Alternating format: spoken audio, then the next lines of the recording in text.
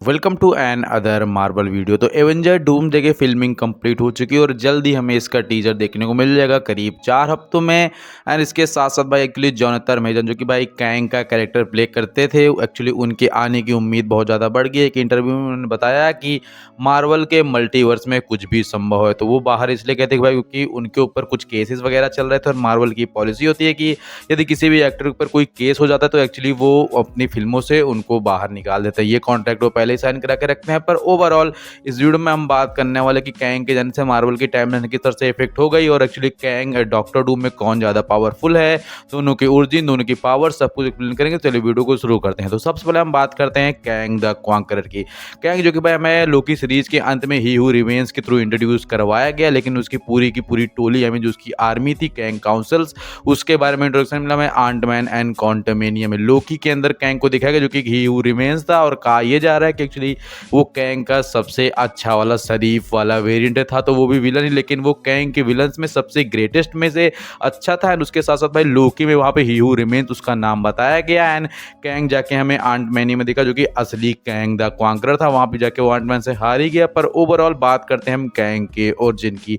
Actually भाई Kang का असली नाम है नथानियल रिचर्ड। हाँ, इसके सर नेम रिचर्ड है क्योंकि भाई एक्चुअली ये फैंटास्टिक फोर के जो मेंबर रीड रिचर्ड है उनका ही कहीं इंचेस्टर से बिलोंग करता है। आई मीन कि एक्चुअली कैंग की जो ओरिजिन है आज से 9000 साल भविष्य में होगी और उसके लिए भाई वो अपने टाइम ट्रेवल के थ्रू यहाँ पास्ट में वापस आता है। एक्चुअली भाई वो रीड रिचर्ड का इंचेस्टर है तो उसे ज्ञान का श्राप बचपन से मिला हुआ है। Read Richard Marvel cinematic universe के सबसे पावरफुल कैरेक्टर है, तो उसी तरह से उसके पास भी बुद्धि की बहुत ज़्यादा ताकत है। उसकी सबसे मेनली सुपर पावर है टाइम ट्रेवल्स, क्योंकि भाई कैंग के पास कोई भी एक्चुअल सुपर पावर नहीं, ना तो स्ट्रेंथ है ना फिर कोई एबिलिटी है।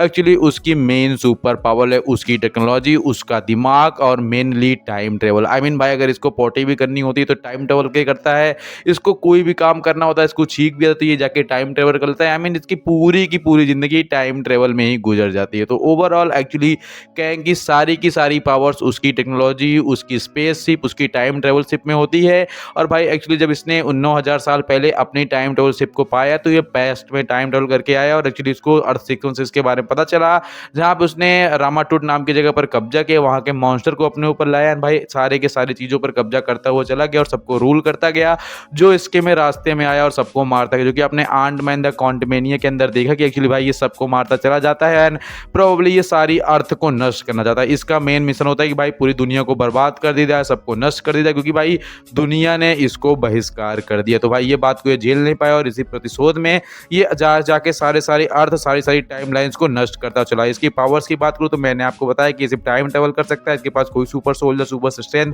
वगैरह नहीं है। इसका दिमाग, इसकी टेक्नोलॉजी, इसकी सुपर पावर है। और भाई आंटमैन क्वांटमेनिया के बाद इसको मूवी से ही निकाल दिया गया। मैंने आपको बताया उसका क्या कारण था। एंड भाई कैंग की दोबारा एंट्री हो सकती है एक कैमियो के रोल में। और एक्चुअली भाई मार्वल के जो राइटर्स मेकर्स हैं उन्होंने ये भी कहा कि एक्चुअली अगर कोई भी वाजिब रीजन बताए कि सारे के सारे कैंग क्यों मर गए, काउंसिल ऑफ कैंग क्यों खत्म हो गई, तो एक्चुअली वो उसको अच्छे पैसे पे करेंगे, करीब $10,000 के आसपास। तो अगर आपके पास कोई ऐसा आइडिया है तो आप मार्वल से कांटेक्ट कर सकते हो। मेरे पास था पर भाई मेरा कांटेक्ट ही वहाँ पे नहीं होगा। पर ओवरऑल एक्चुअली हम बात करते हैं अपने the main villain Victor Von Doom के बारे में। मार्वल सिनेमैटिक यूनिवर्स के इतिहास का सबसे पावरफुल विलन अगर कोई माना जाता है तो एक्चुअली वो विक्टर वॉन डूम है। और डॉक्टर डूम के आने से भाई खुशी की लहर दौड़ गई। तो भाई डॉक्टर डूम को प्ले करने वाले हैं the one and only Robert Downey junior. और रॉबर्ट डाउनी जूनियर जिस रोल को पोर्ट्रे करते हैं उसमें जान डाल सबको पता ही होगा।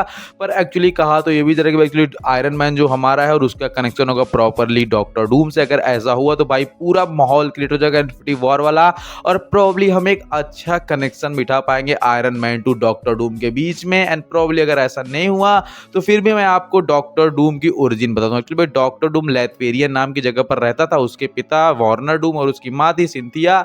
और एक्चुअली भाई वहाँ के जो राजा थे वो इनको प्रताड़ित किया करते, इसलिए इसकी माँ काला जादू सीखती थी वांडा की तरह। और भाई वही जादू अपनाने के चक्कर में उसने आसपास के लोगों को मार दिया। तो लोगों ने इसको वहां से बहिष्कृत कर दिया। इसके पिता की मौत हो गई, उसी दौरान उसकी माता की मौत हो गई जो कि एक चुड़ैल टाइप बिस थी। और भाई ये अकेला रह गया। ये बहुत ही स्कॉलर था, मेधावी छात्र था। फिर इसकी नजर पड़ी अमेरिका के एक जर्नल पे जिसने उसको पाला पोसा, स्कॉलरशिप दी, ये बड़ा हुआ। और एक्चुअली भाई इसने अपनी माँ की याद में एक टाइम ट्रेवल करने वाली मशीन बनाई है, पास में टाइम ट्रेवल करते गया, इसका चेहरा जल गया, अपनी माँ के लिए पागल हो गया था।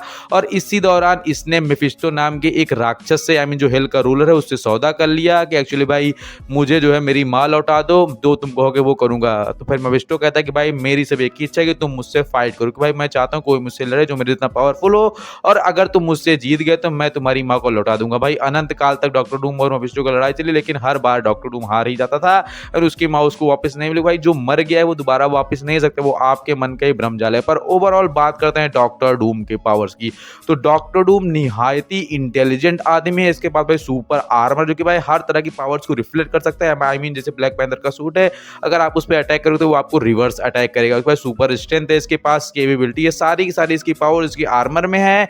एंड इसकी बॉडी जो कि भाई मेटेलिक हो जाती है एक एक्सपेरिमेंट के दौरान जल जाने के बावजूद। भाई ये फ्लाई कर सकता है अपने आर्मर के थ्रू, इसके पास super power, strength, supersonic speed, and इसके साथ साथ भाई ये बहुत सारी पावर्स को होल्ड करता है। साथ में एक्चुअली डॉक्टर डूम की ओरिजिन भाई मैजिक से हुई थी। उसकी माँ जो कि चुड़ैल थी उसने उसकी विरासत को संभाला, और एक्चुअली भाई डॉक्टर डूम डॉक्टर स्ट्रेंज की तरह सुपीरियर सॉर्सरर सुप्रीम भी था, और उसके पास मैजिक एंड हर तरह की पावर्स लगभग डॉक्टर डूम के पावर्स मौजूद है, कि भाई अलग अलग एवेंजर्स में है, एक्समैन में है। तो उन सबसे ज्यादा पावरफुल अगर कोई है तो सबसे बड़ा पावरफुल विलन है डॉक्टर डूम। अब इसकी कमी सबसे बड़ी है कि भाई एक्चुअली ये किसी भी बात को अपने से ऊपर जाने नहीं देता। आई मीन इसको लगता है कि ये सबका बाप है। आई मीन सलमान खान बनता रहता है। ये कहने का मतलब है कि एक्चुअली डॉक्टर डूम जो कहेगा जो चाहेगा वही सही होने वाला है। आई मीन जिस तरह से एवेंजर डूम के अंदर डॉक्टर डूम एक्चुअली इनकर्जन को रोकने आएगा। कैंग तो टाइम ट्रेवल करके धरतियों को नष्ट करता, पर डॉक्टर डूम टाइम ट्रेवल करके एक्चुअली भाई अलग अलग अर्थ पे जाएगा, स्पेस ट्रेवल करके, और वहां के लोगों को समझाएगा, जो उसकी बात नहीं मानेंगे उनको मारेगा, और सारी अर्थ की टाइम लाइन्स को मर्ज करके सिर्फ और सिर्फ एक दुनिया बनाएगा जिसे बैटल वर्ल्ड कहते हैं। मैं आपको बता दूं कि चाहे जो हो जाए एवेंजर डूम के अंदर बैटल वर्ल्ड का क्रिएशन होकर रहेगा, क्योंकि भाई मार्वल जो है 2027 के बाद अपनी टाइम लाइन्स को रीसेट करना चाहता है, और अपनी टाइम लाइन्स को रीसेट करने के लिए सारे कैरेक्टर्स को एक ही अर्थ पे यूनाइट करना होगा। ये कैसे होगा?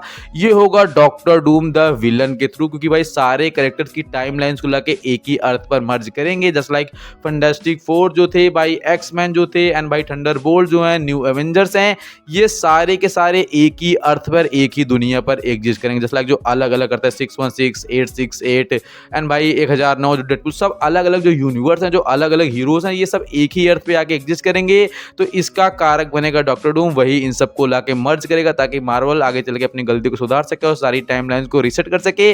और अगर आपके मन में ये सवाल है भाई पहले से ऐसा क्यों नहीं हो, तो एक्चुअली भाई मार्वल के पास इन सारे कैरेक्टर्स के राइट माने अधिकार नहीं थे, तो ये फॉक्स से इन्होंने खरीद लिए एक्समैन फैंटास्टिक फोर के राइट। अब ये अपने सारे कैरेक्टर को एक में मर्ज करेंगे और इसीलिए डॉक्टर डूम को अब लाके इंट्रोड्यूस करवा रहे हैं। तो ओवरऑल उम्मीद है आपको वीडियो पसंद आया हो। चैनल सब्सक्राइब शेयर करना है। हाँ, कैंग और डॉक्टर डूम में डॉक्टर डूम बहुत पावरफुल है। कैंग पास सिर्फ और सिर्फ टाइम ट्रेवल की टेक्नोलॉजी है और फ्यूचर की टेक्नोलॉजी है। डॉक्टर डूम के पास इनबिल्ट पावर है, उसके आर्मर में पावर, उसकी बॉडी में पावर है, उसके पास पावर की कोई कमी नहीं है। बाकी आप डूम से में देख लेना।